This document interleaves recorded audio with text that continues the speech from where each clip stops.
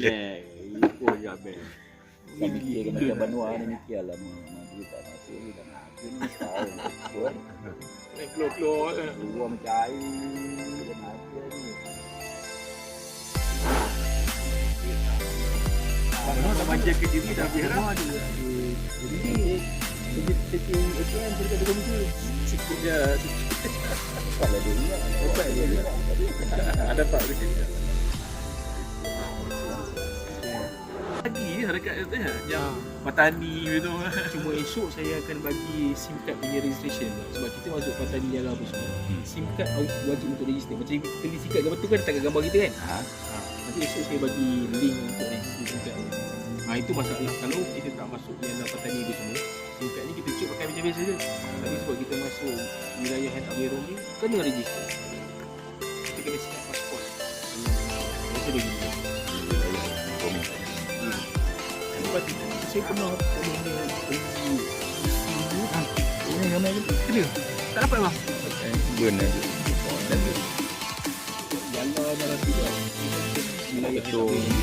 Bodohnya guna SIM lah apa semua. Kenapa tu dia? Roaming tak payah. Tadi. Yang 7 hari. Tu dia pergi mandi. Buat ubi je yang dia ni kan.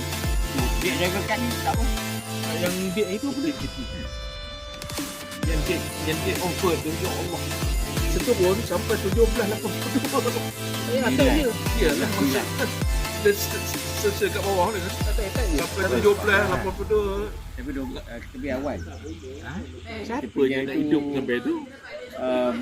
12 bulan 9. Dulu punya. Dia main kat situ je lah. Tapi dah lepas.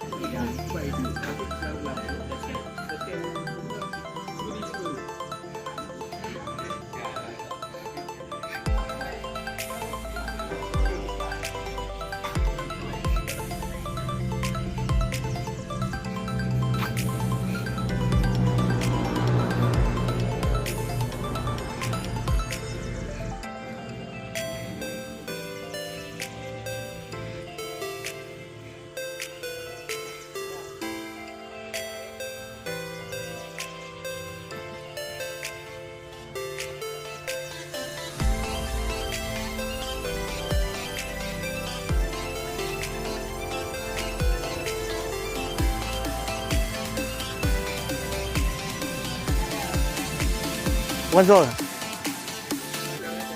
tadi dia cakap? Dia koci apa? Ada koci ini. Ni rakan The Koci. Dengan impact gitu. Tinggal ini tu je, tak payah main. Okey. Buat lagi. Okey.